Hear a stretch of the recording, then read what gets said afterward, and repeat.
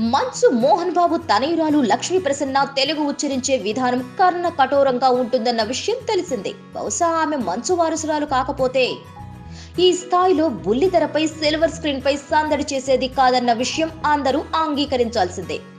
ఈమె తెలుగు ఉచ్చారణపై గతంలో ఎన్నోసార్లు నెటిజన్లు కామెంట్స్ చేయగా తాజాగా మరో కీలక కామెంట్ ఆ జాబితాలో చేరింది.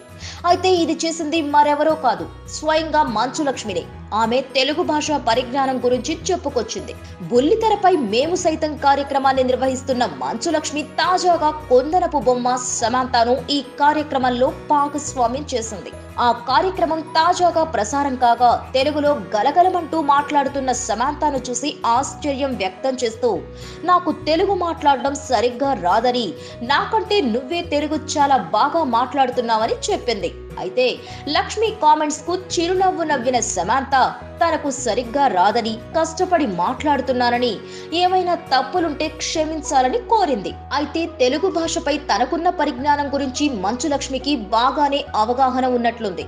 ఇప్పటి వరకు ఇతరులు చేసినవి కేవలం విమర్శలు కాదు, అవి నిజాలని చెప్పే రీతిలో తన తెలుగు భాష ప్రావీణ్యం ఉందని మంచు లక్ష్మి చెప్పకనే చెప్పింది. ఎప్పటికైనా మంచు లక్ష్మి తెలుగు ఉచ్చారణ చూసి దేవుడా అనుకోవడం వీక్షకుల వంతు. Please subscribe. Hi, it's me Purna. Please subscribe.